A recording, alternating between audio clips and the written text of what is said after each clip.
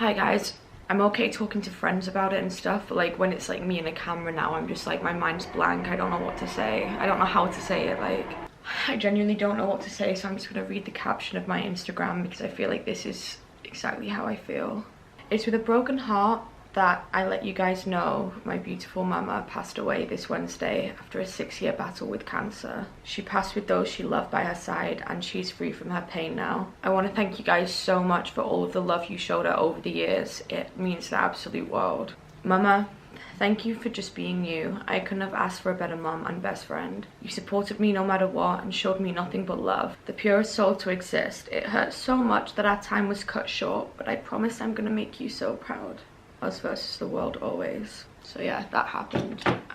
This is a video I never wanted to make. I do want to make this video, but in a way I do want to make this video, and like, you guys need to know, obviously, because imagine if I'd say anything and you're always like, can you film this video with your mom? I'm like, not really. I might come across a little bit weird in this video. I deal with things like in a weird way. I just like, I get emotional and then I just go emotionless, and then I'm emotional and then it just like, I feel like I've been living a dream for the past like week of my life. Like, if I don't sit and think about it, I can forget about it like that. Like, I just feel so detached like 90% of the time. Like, it doesn't even feel real that it happened. And online I did want to tell you guys you could be along for the journey, but I just never was really good at talking about it. So I guess I'm just gonna tell you guys like the actual story now and just like let it all out in one video. Remember, I was 14, I got home from school and I was home alone. And I was vibing out in front of the TV, had the music channel on, I was dancing in my living room. I saw my mum and Stuart come home and I didn't know where they'd been.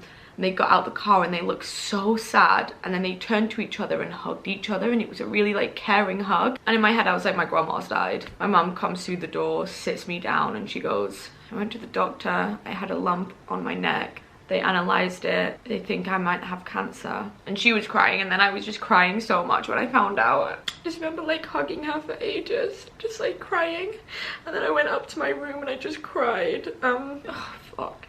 I knew what it meant and I knew what was coming. I just like didn't want it to like be real. After I'd processed it for the next few years, I just didn't think about it. Like, I refused to think about it. They brought out this new treatment when my mum had it, and all she had to do was take a tablet. That was all she did for like 3 years, and she stayed the exact same. Like, her hair was the same, she stayed the same, like her eyelashes got a little bit curly. Like, that was the only side effect of them. And I was like, damn, like, this isn't gonna be as bad as I think. And then when I'm older, they're gonna have a new treatment that will just cure it. They'll have found a cure by then. Like, technology's advancing so quick. Sorry, my camera died. But we knew that one day these tablets had stopped working and she'd have to go onto something else. And then when I was like 16, the tablet stopped working and it spread to her kidney a little bit. I just remember when she went onto chemo, that was when like I saw the biggest change ever. And like, chemo just seemed to be the thing that like stripped her of everything. I came home after she started that and she just like had changed so much. Like, her cheeks had swollen from the steroids, her hair had gotten really thin and it was really short. She'd lost a lot of weight, she couldn't move around as well. And then the chemo stopped working and she went on to something else. And then 3 months ago, came out of Starbucks, my mum called me and she was like, are you sat down? I was like, I'm sat down, what is it? She's like, the treatment stopped working. I remember on the phone I just like saw her like about to cry when she said that, like, the treatment's like, there's nothing left. And I was crying as well, and she was like, it's okay, we'll get through it.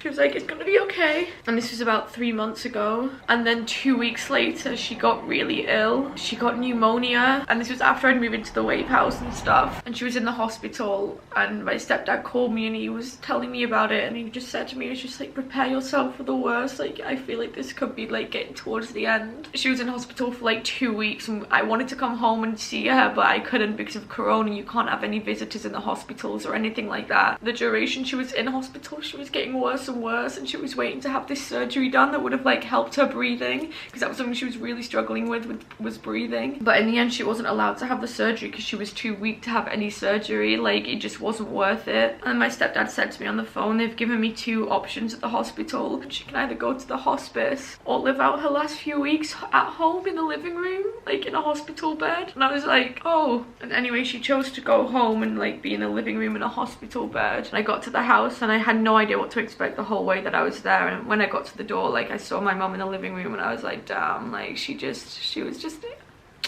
looked at her in this bed and I was just like, fuck, like damn. She couldn't move, like she had no muscle in her legs because she'd been bedridden for so long that she couldn't stand up or move at all. Like her breathing was so loud, in and out, unrecognizable really. And then the worst week of my entire life, the most traumatic week of my life took place, and at the end of that week was when she passed.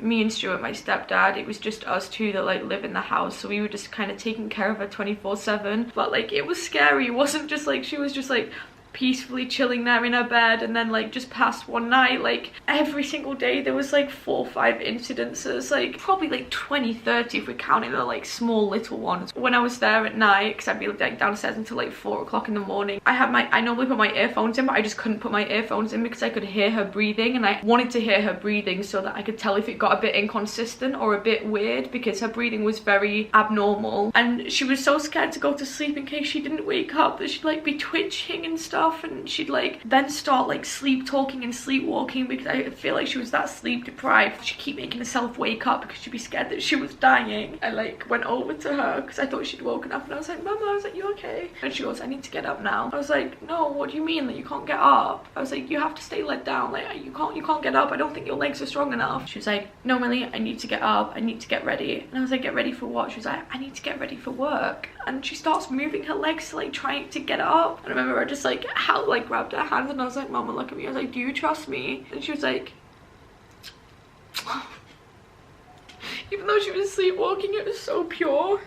And she was like, I said to her, I was like, Mama, do you trust me?